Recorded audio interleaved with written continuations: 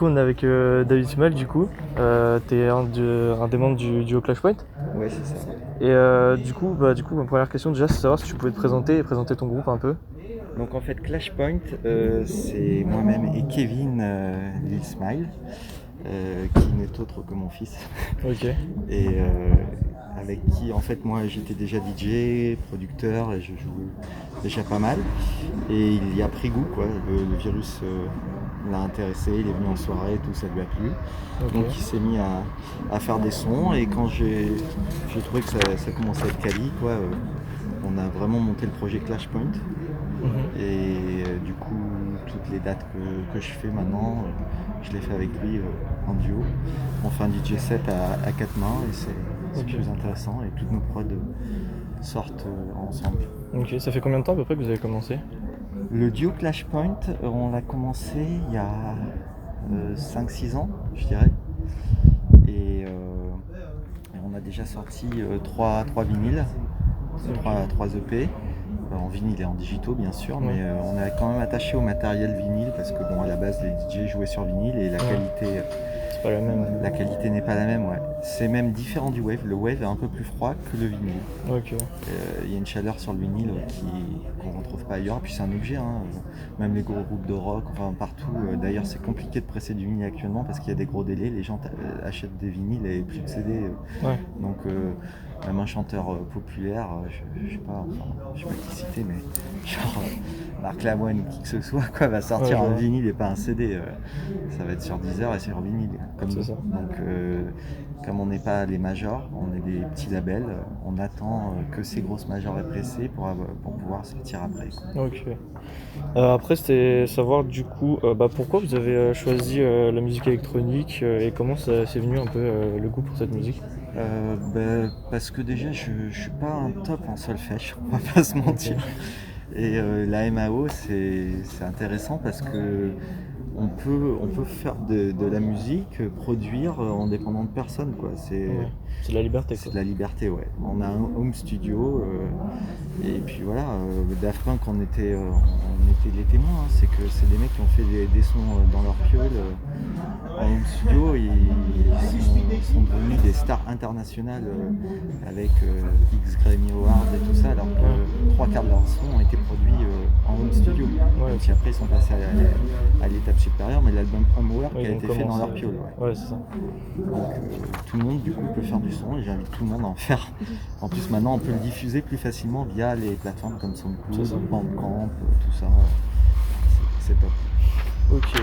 Après, c'était du coup pour savoir quel est ton morceau préféré dans votre discographie un peu et savoir lequel est préféré par votre public en général.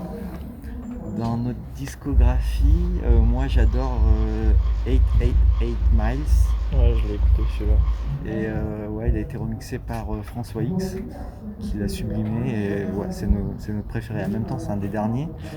Il y en a aussi qu'on n'a pas encore sortis et qui sont mes chouchous, mais ils sont pas sortis. Mais dans la discographie éditée à l'heure actuelle, c'est 88 Miles. Ok. 888 Miles. Et d'ailleurs, pourquoi il s'appelle comme ça ce titre? Parce que j'ai vu qu'il y en avait d'autres qui avaient un peu le même En nom. fait, sur le P, il y a 000 Miles, C'est ça, voilà. 888 Miles et 777 Miles. Voilà. Et en fait, c'était un petit rappel par rapport à. Nous, on habite Limoges, 87 000, quoi, et donc Ah, on trouvait ça assez drôle. Et puis il y avait Slim Shady qui avait sorti 8 Miles, quoi. ok. Il y a un petit côté 8 Miles, ouais, il y a un petit côté Détroit, quoi. 8 Miles, c'était le film de Slim Shady, quoi, qui était tourné à Détroit. C'est un rappeur de Détroit, quoi. Mhm.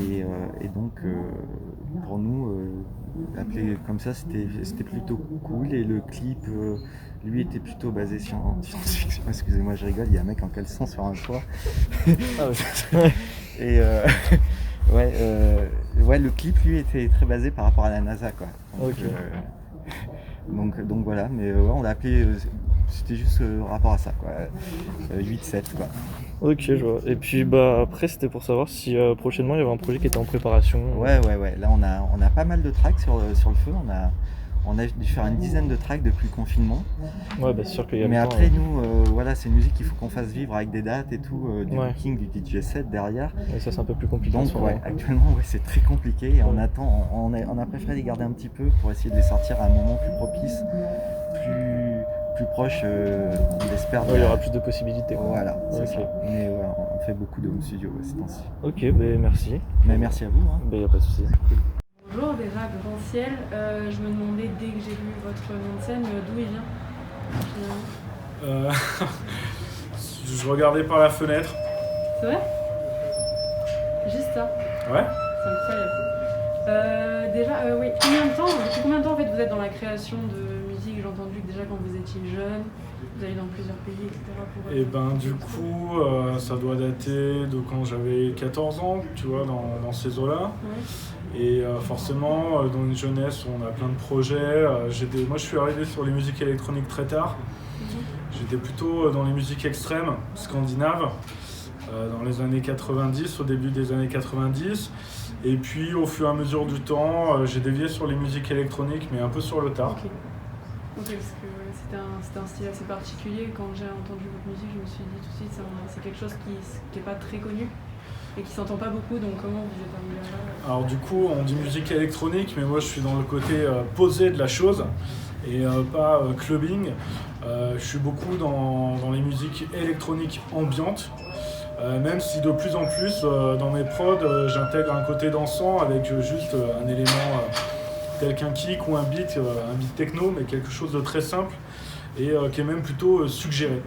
Moi j'aime bien le pouvoir de voyage ou de contemplation qu'ont les musiques électroniques et aussi le fait que ça soit très lié à la texture sonore et à quelque chose qui relève presque de l'impressionnisme comme on a pu connaître en peinture, quoi.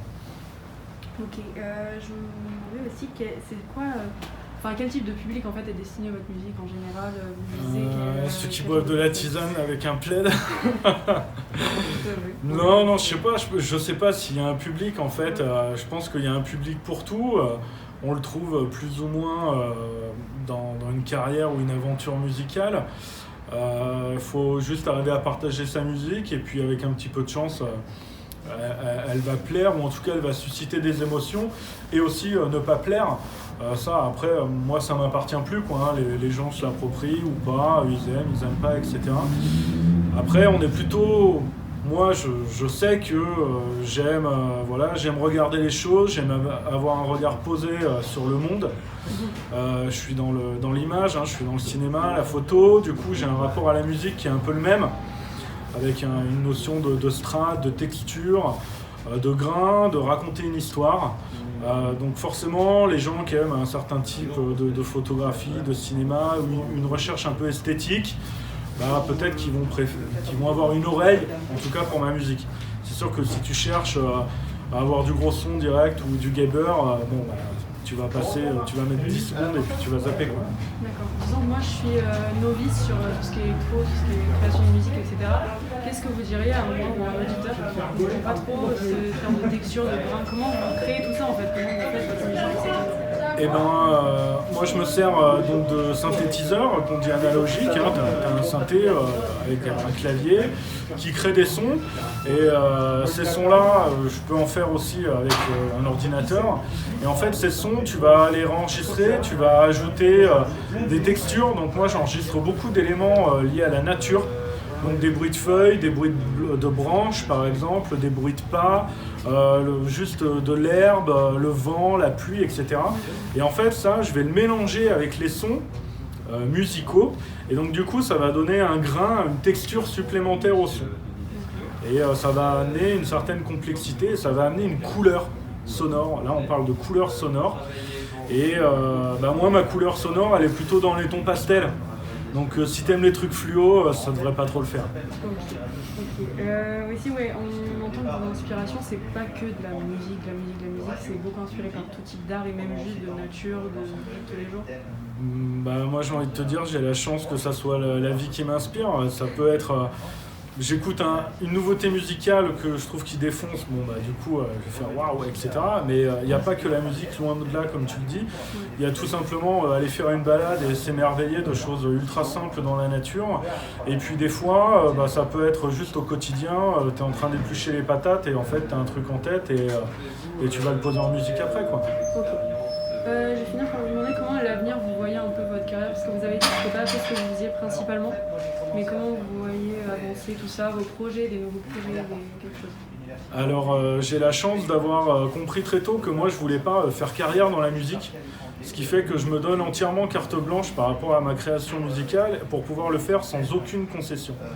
Et à côté je fais de la photo et je suis dans l'image, je réalise des films en fait principalement, c'est mon activité professionnelle on va dire. Donc la musique en ce moment elle passe un petit peu après parce que j'ai la chance d'avoir beaucoup de travail.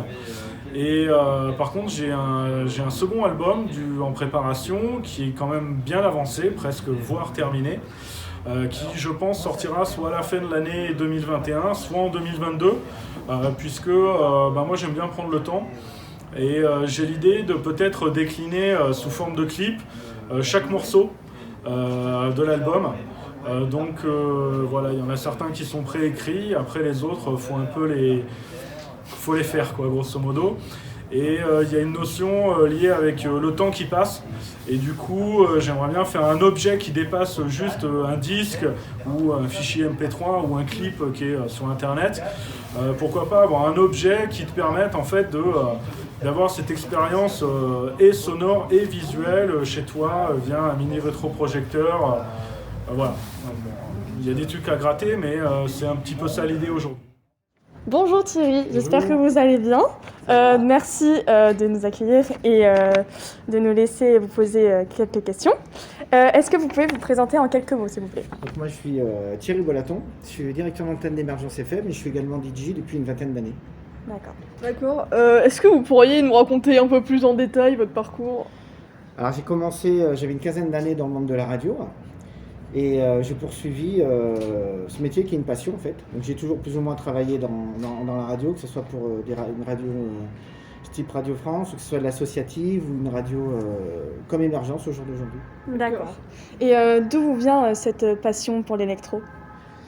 Alors c'est venu petit à petit. J'étais pas forcément passionné de musique électronique au départ, mais au bout d'un moment on va se rendre compte que tous les chemins mènent à l'électro, donc forcément j'y suis arrivé dedans en écoutant d'autres styles et ça m'a ramené à l'électro et maintenant j'y prends un très grand plaisir. D'accord. Et est-ce que vous trouvez que l'électro s'est bien implanté à Limoges? Un petit peu, comme partout en France, mais en France, il faut savoir que c'est toujours un peu plus long que dans les autres pays sur ce type de musique. Donc il y a encore du chemin à faire, mais oui, l'électro, on l'a de plus en plus un petit peu partout, quoi. D'accord. Et est-ce que vous avez du coup des artistes à nous conseiller qui viennent de Limoges? Des artistes qui viennent de Limoges, j'en avais David Smile qui était notamment en conférence là, sur l'électro show. Donc on a eu quand même des gens qui étaient assez intéressants, Marc Rock notamment, qui travaille pas mal sur des spectacles aussi, parce que l'électro n'est pas présent que dans le monde de la musique pure, mais également dans le monde du spectacle. D'accord. Et on a une dernière question. Quel est le moment le plus embarrassant que vous ayez vécu à la radio? Ah Le moment le plus embarrassant, j'ai dû être épargné avec ça parce que j'ai pas de souvenir. Je suis en train de chercher. Généralement, c'est embarrassant quand vous avez un invité, que vous faites une interview, que vous lui posez une question et que la personne s'arrête net au bout de 3 mots et qu'elle n'a pas envie de parler. Si vous avez prévu 10 minutes d'entretien et que ça dure 30 secondes, c'est super compliqué. D'accord. Ben, merci d'avoir répondu à nos questions, c'était super sympa. Merci à vous. C'est bon. Alors, donc aujourd'hui on a plusieurs questions à vous poser. Tout d'abord, qu'est-ce qui vous a poussé à faire de l'électro en fait? J'en ai toujours fait. Enfin, pas toujours, parce que quand j'avais 15 ans, j'avais un groupe de rock. Je viens du classique, moi. Au départ, j'ai fait des études de piano. Ouais. Au conservatoire peut-être? Non, même pas à Limoges. Ouais. J'étais pas à Limoges à cette époque-là. J'ai fait des études classiques jusqu'à l'âge de 10-12 ans, par là. Et après, comme tous les ados, j'ai voulu une guitare. Du piano, je suis passé à la guitare, j'ai monté un groupe de hard, et ça n'a pas duré longtemps. J'ai eu petite tendance hard, mais ça n'a pas duré longtemps. Je suis vite revenu justement au côté clavier avec l'apparition des synthétiseurs. Ok, ça vous a beaucoup aidé le classique Le classique, ça vous a un peu aidé, ouais. Non. Non. Honnêtement, non, parce que c'est vrai qu'à part les doigtés, Ouais. mais encore faut-il avoir envie de jouer des choses où il y a besoin de doigtés. Et justement, tout ce qui est technologique, on va dire. Moi, à l'époque, j'avais un MS-20.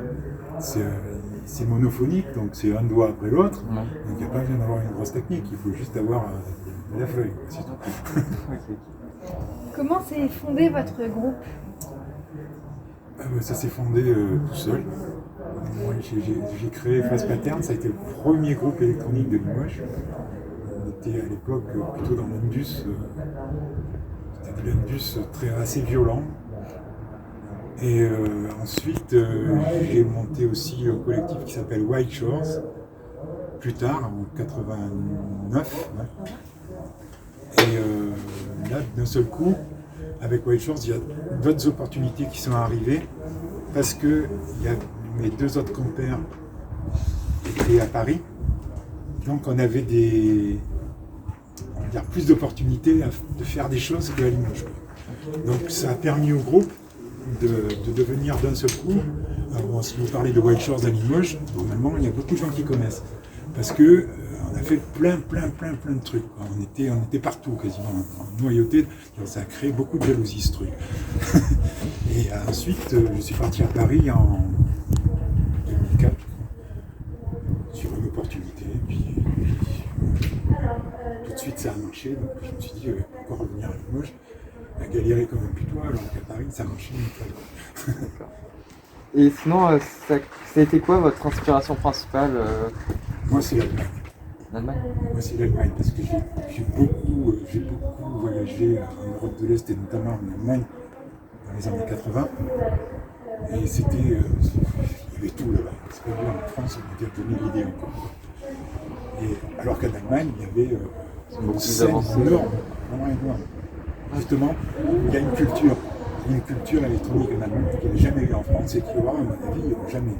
Parce que maintenant, on est passé au DJ, maintenant c'est plus le DJ. Mais à l'époque, c'est les mecs qui jouaient sur des canaux analogiques, des gros trucs, quoi. Et ça, Limoges, il n'y a pas assez de. Je sais pas combien d'habitants à Limoges. Même 200 000 peut-être. Je vous dis, sur le festival Artouze, j'ai quand même fait ce festival pendant 8 ans.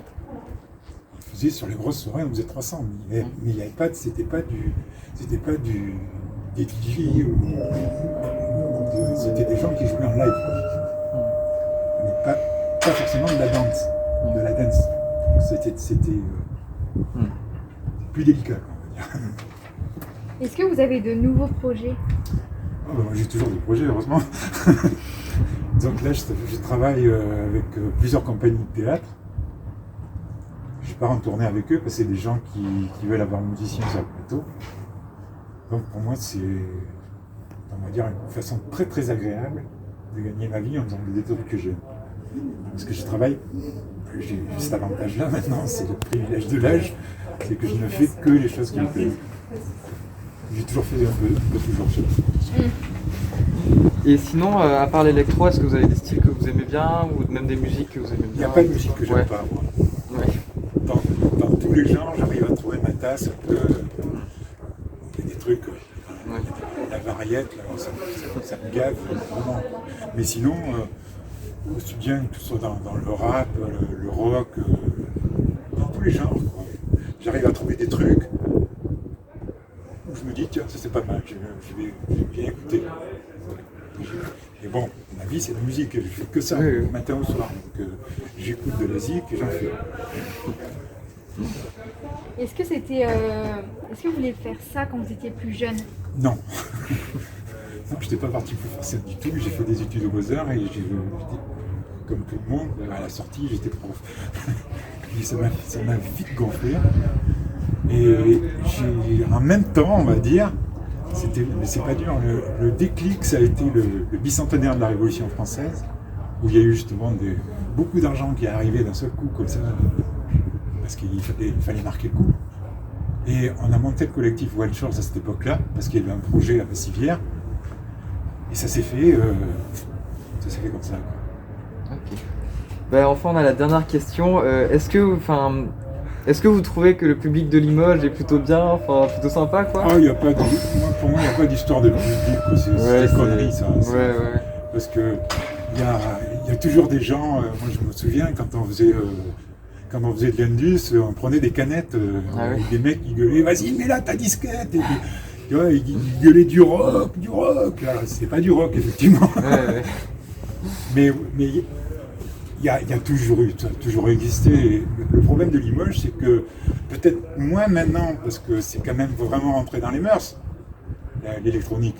Mais au début, il y avait un public de, je sais pas, moi, sur les soirées, 50-60, quoi, tu vois. C'était le maxi. Ok. Bon, ben merci. Merci beaucoup. J'en prie. Bonjour Monsieur Denis Lespio. Donc nous avons quelques questions du coup à vous poser. Vous travaillez donc au groupe des radios associatives du Limousin, par abréviation le Graal, c'est ça? Alors en fait maintenant ça s'appelle le groupement des radios associatives libres, puisque au départ effectivement c'était un groupement de radios limousines, mais comme on s'étend sur l'ensemble de la Nouvelle-Aquitaine, dans un futur très proche, puisqu'on va ouvrir à Poitiers bientôt une antenne d'émergence. Donc on a décidé de changer d'adjectif et revenir aussi à ce qui est notre ADN, c'est-à-dire les radios libres du début des années 80. Moi, je fais partie de la génération des anciens combattants qui ont ouvert les premières antennes au début des années 80. Oui. Pouvez-vous nous donner vos expériences depuis que vous faites partie du monde de la communication, de la médiation? Alors en fait moi j'ai commencé à faire à l'issue d'une première partie de mes études universitaires, j'ai créé une radio associative dans le sud-ouest de la France, et après je suis parti à l'étranger où j'ai eu l'occasion de travailler sur des antennes en Grande-Bretagne notamment, où j'ai passé plusieurs années et j'ai eu l'occasion de me confronter là pour le coup de manière assez concrète avec la musique électronique pratiquée dans le nord-ouest de l'Angleterre. Pour continuer, quelles sont vos radios orientées musique électronique? Oui. Comment vous est venue l'idée d'y passer? Alors, moi, ça fait très longtemps en fait que je fais de la programmation sur des radios. Donc, au départ, quand j'avais une vingtaine d'années, je travaillais beaucoup sur la New Wave. Et donc, en fait, déjà, on parlait de Cold Wave, de Dark Wave, avec des groupes comme Depeche Mode, New Order, Cabaret Voltaire, voilà. Et des gens comme justement les artistes allemands qu'on a comme Kahn, comme Kraftwerk, etc. Enfin tout ça faisait partie de ce monde musical que j'avais l'habitude de programmer au début des années 80. Puis ensuite, petit à petit, je me suis intéressé à d'autres genres musicaux. J'ai intégré du jazz, de la musique classique, du blues, des musiques du monde. Et en fait, ce que je trouve passionnant aujourd'hui dans la musique électronique, c'est qu'il y a des tas de gens qui se sont appropriés les instruments qui ont été élaborés par les musiciens spécialisés en musique électronique, des gens qui faisaient de la recherche et de l'expérimentation qu'on a cité tout à l'heure, comme Pierre-Henri. Et à partir de là, maintenant, on a des choses qui sont extrêmement intéressantes, qui sont un peu dans... vous savez, dans les années 90, on parlait de world music, mais en fait, on est un peu dans le même concept. On est autour de choses de ce type-là, mais autour de la musique électronique. Alors il y a toujours des genres traditionnels, mais il y a aussi en fait la musique électronique qui commence à s'étendre et dont les sous-genres se multiplient.